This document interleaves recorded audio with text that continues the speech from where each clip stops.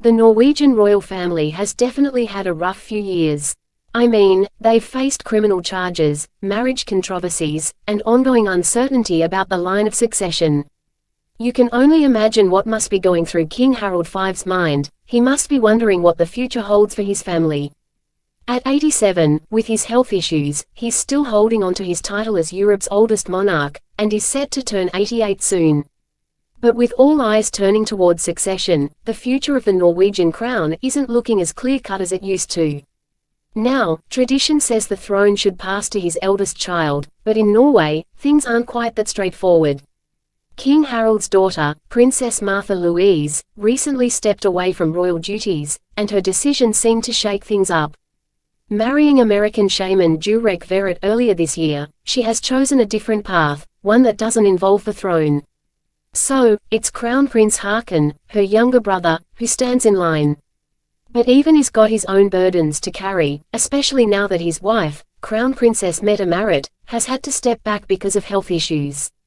Haakon is still the heir, but with Mette-Marit out of action, there's a real possibility that their daughter, Princess Ingrid Alexandra, could end up becoming queen much earlier than anyone expected. Talk about the weight of royal duty dropping onto young shoulders. And then, adding fuel to the fire, there's Crown Princess Mette-Marit's son, Marius Borg Høiby, who's found himself entangled in serious allegations. This isn't the kind of drama a royal family hopes for. Marius, often labeled the black sheep of the family, is facing assault charges from not one, but several women, including two of his ex-girlfriends. His denial of these allegations hasn't stopped the headlines from painting a pretty troubling picture. Marius's legal battles come at the worst possible time for the family, especially with his mother, Crown Princess Mette-Marit, on sick leave. Her chronic lung disease, which we learned about in 2018, has taken a toll, and now side effects from her medication have forced her to take time off. The royal court has been clear that her condition can vary, leading to periods where her duties need to be cancelled or postponed. It's really a tough situation for both Mette-Marit and Haakon, who has publicly shared the impact of her illness on their lives. You can tell that her health uncertainty must weigh on him daily. And it's not just Mette-Marit and Marius. King Harald himself has faced his share of health issues. Just this past March, he had to have a permanent pacemaker fitted after a sudden illness. He was on sick leave for weeks, and Haakon had to step in for him. Harald's health has been a constant worry in recent years, especially after a heart surgery back in 2020. Despite this, he's shown no interest in stepping down, unlike his cousin Queen Margrethe of Denmark, who retired at the start of 2024. King Harald is determined to stay the course, frail health and all. And then there's Princess Martha Louise, who really shook things up when she decided to leave her royal duties behind. Her marriage to Durek Verrett, a self-proclaimed shaman from the United States, has drawn its fair share of skepticism. She's been open about her spiritual beliefs and even calls herself clairvoyant, claiming she's been able to see things since childhood.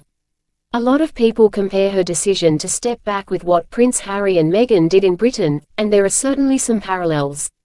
Martha Louise was only officially included in the line of succession in 1990, but had she and her brother been born later, she would have been first in line. To be honest, the marriage controversy wasn't exactly helped by Durek's unusual views. He's faced backlash for making some questionable claims, like suggesting that unhappiness in children can cause cancer. It's no wonder Martha Louise feels like the public reaction to her husband has affected her standing in the royal family. Durek's unconventional views have cost him opportunities, including being dropped by his publisher after their engagement. It's hard to say where this all leaves the royal family, but one thing's for sure, this isn't the picture-perfect life we often imagine royalty having. So here we are, with a royal family facing uncertain health, challenging legal issues, and some seriously controversial life choices. It seems like King Harald's family is navigating one of its most challenging times in recent history, and I think they're going to need all the resilience they can muster to make it through.